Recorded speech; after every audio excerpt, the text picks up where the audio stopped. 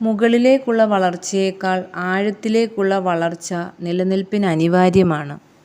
ഒരു കർഷകൻ മുളയുടെ വിത്തുകൾ പാകി ദിവസവും നനച്ചുകൊണ്ടിരുന്നു. പക്ഷേ അത് കിളിർത്തില്ല. 3 വർഷത്തോളം അദ്ദേഹം നനച്ചു. പക്ഷേ ഫലമുണ്ടായില്ല.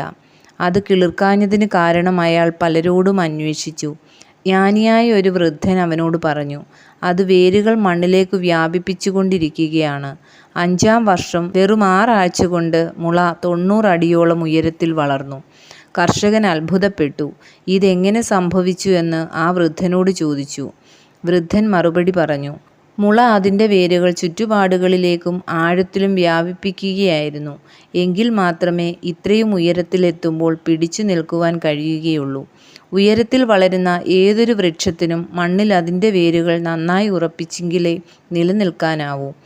പ്രതിസന്ധികൾ നിറഞ്ഞ ലോകമാണ്. ശക്തമായ